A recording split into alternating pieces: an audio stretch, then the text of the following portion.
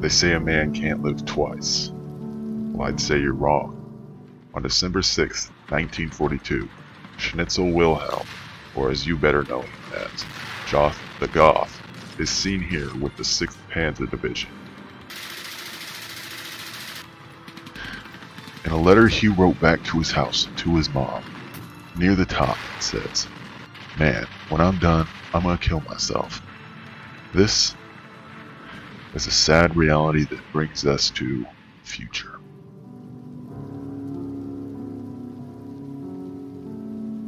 In all the decisions I have made in my public life, I have always tried to do what was best for the nation.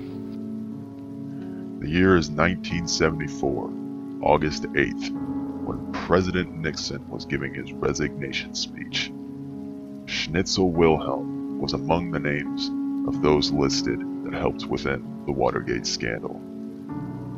In an email he wrote to President Nixon, Schnitzel says, "I want my money now. I got what you wanted. Now give me it."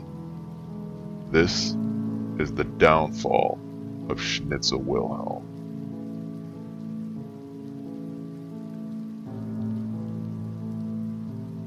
This is the Seattle Police Department with a search warrant.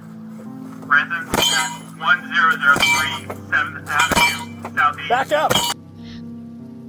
Only 2 days after President Nixon's resign, state police raid Schnitzel Wilhelm's Seattle residence in hope of finally securing him and putting him in jail for the crimes he committed against the United States.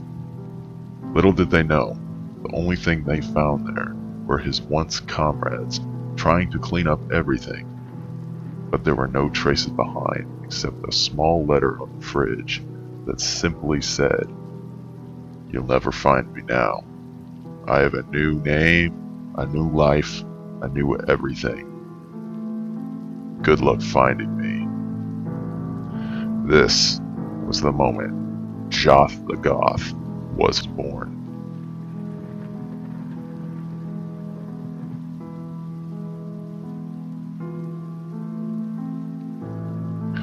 One day in February of 2023, a small group of friends decided to make a YouTube channel.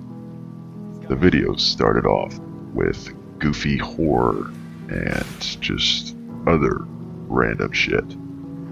But then it evolved into rap, where we first saw Joth the Goth in public. Before we get into the dark truth about Joth the Goth and his evil involvement within this small YouTube channel, we need to go back in time.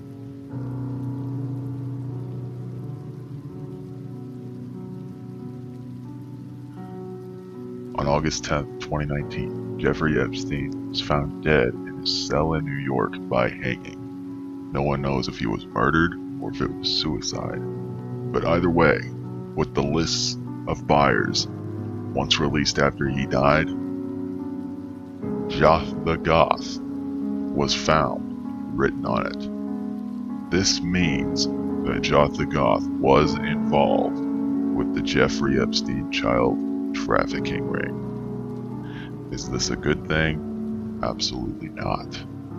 This only delves us deeper into how he drugged down the grounds crew.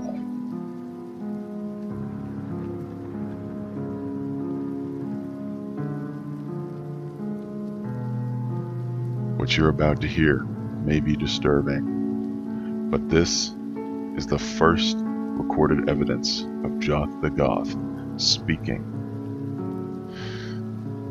It's interesting to say the least. Hey, Joth the Goth! Joth the Goth on the mic. Hey, hey, I may be a dumb fool, but I can put on a go show, yo. I even know how to bow and give a good blow for my cousin Joe, ho. You may be wondering, who is Cousin Joe? Well, if we go back to right after President Nixon retired, we can find out who exactly Cousin Joe is.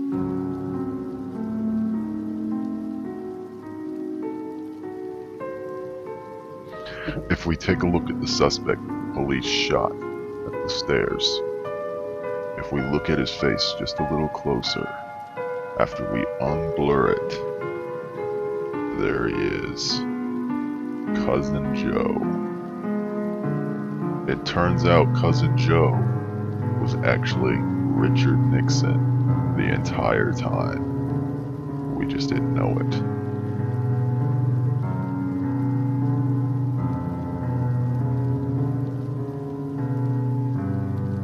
Shortly after this was discovered, Richard Nixon told the police Joth the Goth's real identity, and this was really troublesome for him. After years of being in hiding, this was not good.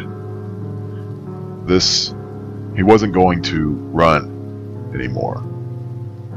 As we're about to witness, these are disturbing things, but this is the last recorded audio that we have of Joth the Goth. Hey, 29, ain't got nothing but 29, not 30, but I'm gonna kill myself. Shortly after Joth the Goth shot himself in the head with a Glock 40, the police arrived and were left with a disturbing sight. There was no body and no blood anywhere. Just a bullet shell and a bullet hole where the bullet was.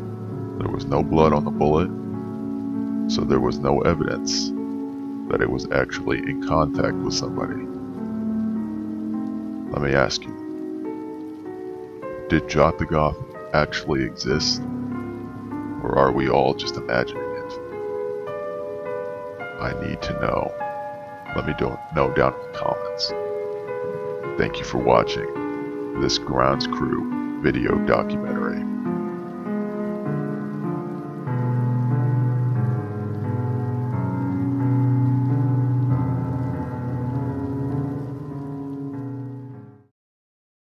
Oh no, oh no! But I'm the biggest bird, I'm the biggest bird. I'm the biggest bird. I'm the biggest bird. I'm the biggest